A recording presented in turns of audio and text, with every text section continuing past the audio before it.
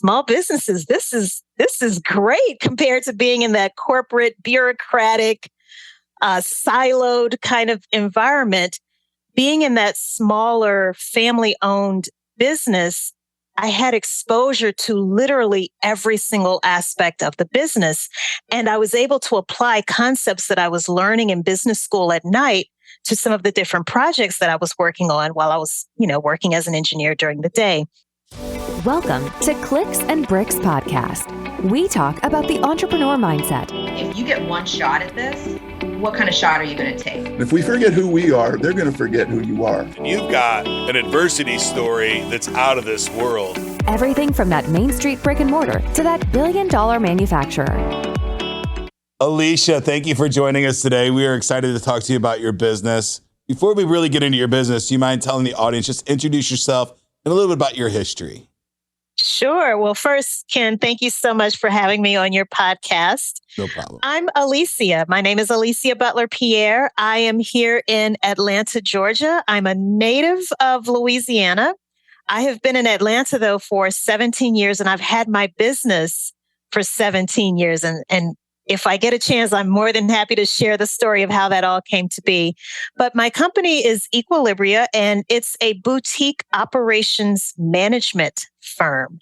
And we specialize, Ken, in creating business infrastructure for fast-growing small businesses.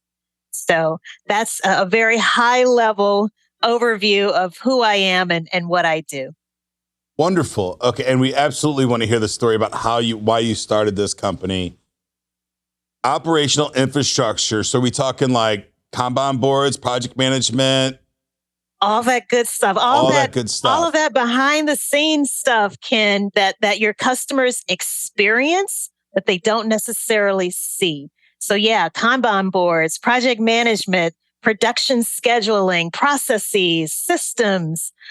Some of the stuff that people would consider to be quote unquote not so sexy, but I think it's very sexy and it's not boring at all. And as you know, Ken, being the seasoned entrepreneur that you are, if you don't have your operations in place, your business can fail as a result of that also. So it's one thing to not have enough customers, but what happens when you have too many and you don't have all of those back office operations in place to support growing customer demand? That's just as fatal an issue for many small businesses as not having enough customers. Absolutely. And I love operations, and I love operations so much, it can be a detriment to some of my companies because I can always find things to make them better and fix things within the company. And I'm not working on sales and sales process as much. So, and I mean, Kanban boards, I can get super nerdy about Kanbans all day long. I have so many of them in my life, and I don't know how I would function without them at all. Like they literally almost run my entire existence on what my next step is and run through that. So yeah, I think it's super important. And a lot of small businesses don't have it, right? Because it was a guy or a lady that said, hey, I'm going to start this business out of a passion that they love doing the thing that they're doing, but they don't have onboarding, and offboarding has been a huge problem I see all the time of, okay, I know how to provision a client, but I don't know how to offboard them, right? Yes. So you end up with a whole bunch of litter in your company after the fact if you've been in business for a while. So I think it's an awesome thing that you've done and bring these enterprise solutions to small and medium-sized businesses, right? And you said that perfectly. Enterprise solutions for smaller businesses, because when so many smaller companies, when they hear the word operations or even hear Kanban board, like, Ken, what on earth is a Kanban board? Right. So these concepts can sound very big and very corporate and therefore very scary. And they're thinking, oh, that's way too complex. That's way more than what my company needs. But that's why I'm grateful to you for having me on as a guest so that we can talk through those things. And hopefully the people who are listening and watching will start to understand that this is absolutely something that you can implement in your business. And it's not as scary and it's not as hard as you may be thinking it is. It requires work. But if you are serious about growing and scaling your business, right, you have to put in the work, right? So I have my favorite book about operations. Do you have a What favorite is it? book that you would recommend for someone to read and kind of understand operations? I do. What is it? So one of my favorites is The Goal. Okay. And what Are is you the goal familiar about? with that one? I'm not familiar with The Goal. The Goal is written by, and forgive me if I mispronounce his name, Eliyahu Goldratt. He's Israeli. He has since passed away since writing the book. But he's actually, what he did cleverly is he writes the book in the form of a story. And there's this man, he is a manager at a manufacturing facility. He's getting really frustrated. Sales are going down and there's all of this waste in the company, and he slowly starts peeling away and chipping away at those different forms of waste. They figure out how to increase throughput. The underlying principles and the theories, excuse me, not the theories, but the things that you learn from this story are very easy to apply to businesses, not just manufacturing companies, but service-based businesses as well. I have heard some people say they think the book is too complicated, but again, I think it's if you go into it with the mindset of, oh, well, this is operations, it's scary, I'm not going to understand it, then yeah, you're probably going to think that the book is unrelatable. But if you go in reading it with an open mind, I guarantee you it's going to open your eyes up to so many possibilities. But it's a fictional tale. It's a fictional somebody going tale through these operational struggles and how they overcome them. I love it. And of course, I have to recommend my book as well. What is that one? My book is called Behind the Facade: How to Structure Company Operations for Sustainable Success. But the difference between my book and The Goal is that I'm telling fictional stories, but those fictional stories are rooted in very real situations that I have actually encountered with different clients across different industries over the past, at the time, it was 13 years that I had been in business when I wrote the book. So, and it's also a step-by-step guide on solutions, how you can actually start to implement certain solutions in your company. Wonderful. Mine is called The Phoenix Project. And it's another fictional tale. It's a novel. It's very story based. It's about a guy that works at like an auto parts company, and he's being ranked up through the company as an executive, and he's got to fix the online purchasing and the point of sale system for all of the stores across the country. And they go from no process to having process. And for me, it was a really great book to kind of understand how to step back and look at the company and say, okay, what are the problems? And in a very this is how you fix your company way. Right? Yeah. It was just stories or it was just one big story. But I listen to audiobooks and it's a very enjoyable audiobook because it's just a story. I'll have to check that out. And it's interesting that it's about an auto parts company, because a lot of the more traditional books that talk about operations tend to be centered around the automobile industry, because lean, out of the Lean Six Sigma, lean comes out of Toyota. So that's a big reason for that as well.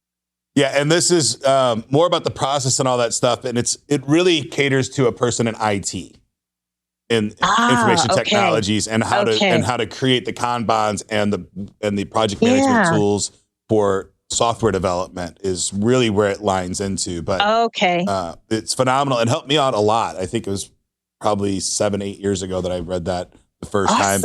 And I read it once a year still. I put it up there with Think and Grow Rich for myself. And I'm one of those that I another great book. Kind of read or listen to repeatedly. So wonderful. I'm super excited to check out your book. And Goal is something I'm going to check out as well. I've got some flights coming up. So I've got a lot of good book time in my future. For sure. You were telling me that you had a story on how you founded the company. And one more time, can you say it for us? So I don't butcher Equilibria. Equilibria. Okay. Yes. And you do enterprise solutions for small and medium-sized business. Yes. Tell us your story. The way I came to start my company, because as you probably have heard from many of your guests already, Ken, on your show, and just from the people that you've worked with over the years, it's not as though it worked out according to some grand master plan that I had. That's not how it happened at all. It was quite by accident. I was living in New Orleans. I had been in New Orleans working as a chemical engineer, and I was working as what's known as a process engineer. And process engineers, we literally have to figure out whenever something doesn't come out the way that it was supposed to, in other words, it doesn't meet a certain specification, as the process engineer, I was tasked with figuring out what went wrong in the process of producing a particular batch of, we were making Roundup. What happened? What went wrong in the process? So that's why I was, known as a process engineer.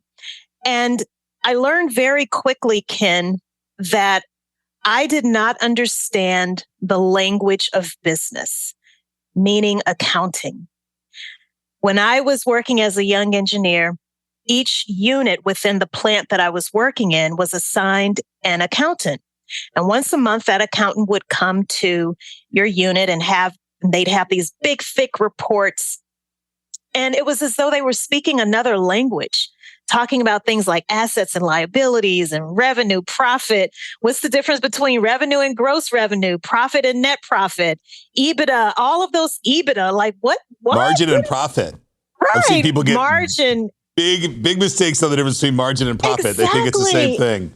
Right. And I didn't know, truthfully, I didn't understand it. And so that was when I realized I need to understand the language of business.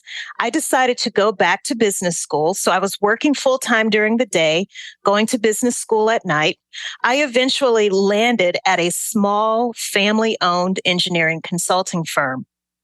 And that was when I realized, oh, so there is another way. Small businesses, this is great compared to being in that corporate, bureaucratic, siloed kind of environment.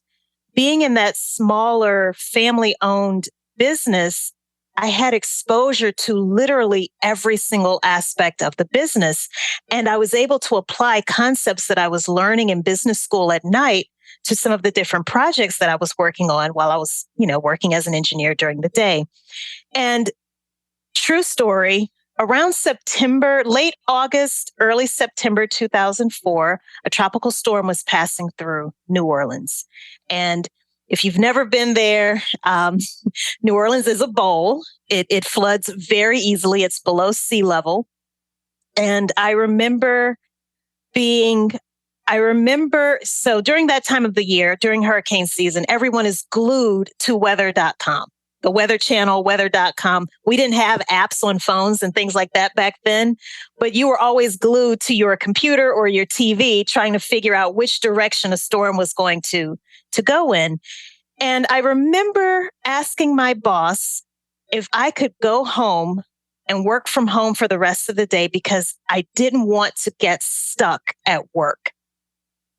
And she said, go ahead, Alicia, I think you're exaggerating, but okay, if that's what you want to do, sure, go ahead. And I got to my home. About 30 minutes later, Ken, one of my neighbors came banging on my door to let me know that the water was starting to rise on the street. It was about to get into my car.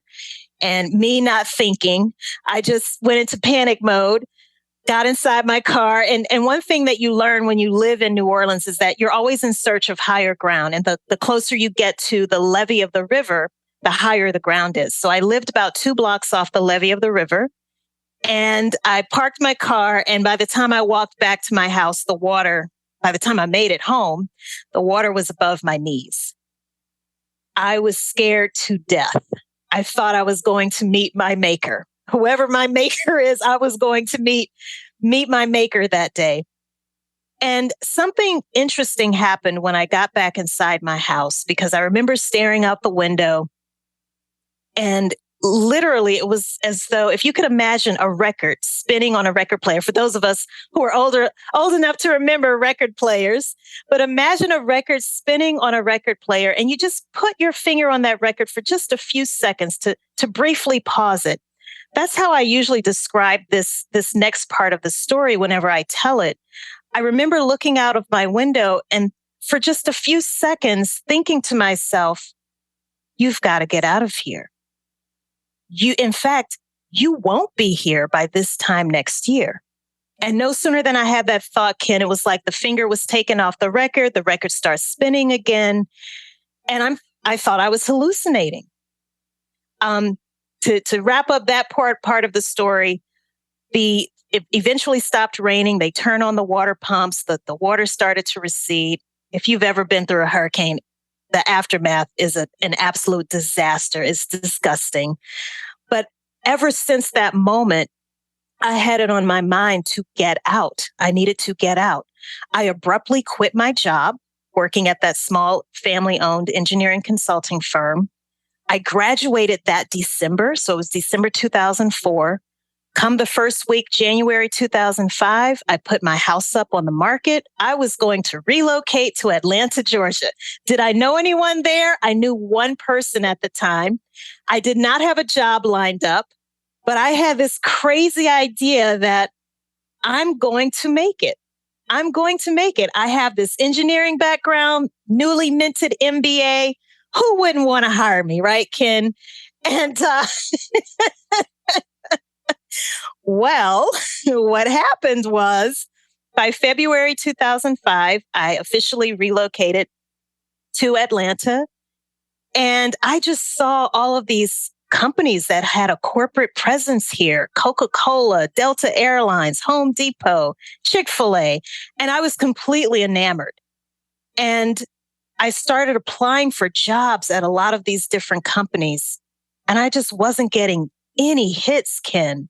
And I have to tell you, for anyone who's done what seems to be soulless searching online, and oftentimes it's not so much about getting a rejection, you might not hear anything at all. Right. And so you're just wondering, like, you start to internalize it. Is there something wrong with me? What's going on with me? But I can remember after about 60 days of that, I had had enough. And everything all of the information I happened to consume at that time was speaking to the fact that we are all blessed with natural skills, talents, and abilities. But as we go through our quote unquote educational system, we're actually taught not how to be entrepreneurs, but we're really being taught how to go and work for someone else, how to get a job. What makes you the perfect job? What makes you the perfect employee, not the perfect employer? And I started thinking, well, what is it that I'm naturally really good at? And for me, Ken, it's organizing.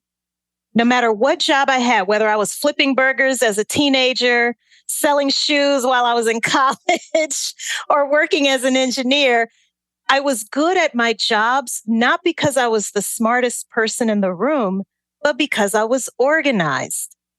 And I started Equilibria, which, believe it or not, actually started as a professional organizing company. And later that August, Hurricane Katrina happened.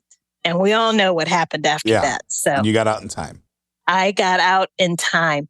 And I like sharing that story because had it not been for that nudge, it wasn't just a nudge, it was also an intuitive feeling and a thought. And sometimes you can't shake it.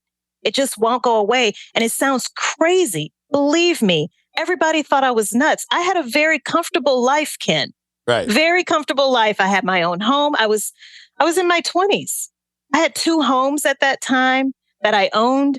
I had, I was fully independent, self-sufficient, great job, great benefits. And I left all of that behind to venture into the unknown. What was I thinking? Congratulations. Girl, have you lost your mind? No, you found it. You found your mind. Right. Yes. That's right. Absolutely. Wonderful. That is a great story. Congratulations on getting out of New Orleans in time to miss Katrina. I know that was a horrible experience for so many people. My neighbor was in Katrina. Oh, wow. But at one of my businesses, he owns the Israeli grocery store next door to me. That's it for today's show, folks. If you'd like to join my text line community, the number is 314-370-2871. All you have to do to join that text line is send me any question about business or technology. I'll do all the research, and I'll give you an absolutely free, totally unbiased answer. Get to work.